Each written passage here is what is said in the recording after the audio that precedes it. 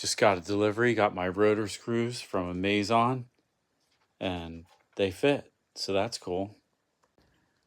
I have this Bilitools spring compressor.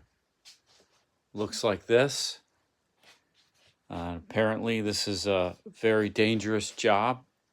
People have gotten killed or maimed. And the big spring in the front of the car is more dangerous than the rear one. And the idea with this one is it has this arch thing. Some of them just have these two things on the side. But the idea is this is adjustable here. So you can stretch this out.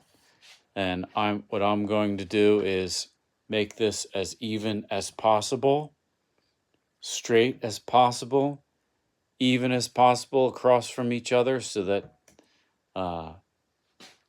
it looks parallel with just as much spring sticking out each side. Then you got to get your clamps on here perfectly as straight as possible. And this one clamps into that one, and this screws down, and you make everything tight. This adjusts back here, loosen it to widen it, and then you end up putting either a socket or an impact on here to compress it.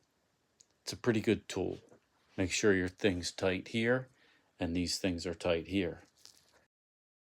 Okay, so you got to loosen everything, including these side ones, and then get it on there and make sure like this is all seated properly like that, and everything's seated properly, and you got this ring, everything hand tightened first, including these, and the center and the sides of these. And then you look at it and say, everything's not perfectly straight because the spring's not straight, but the center of this puller is about in the middle of the center of that other one. So the spring, it's halfway between the spring there, and I think I'm ready to go. Now I'm going to tighten all this stuff down and then put an impact on the back end. Another thing I do is I just take the channels on here and tighten this ring just a little bit, just to make sure it's really snug.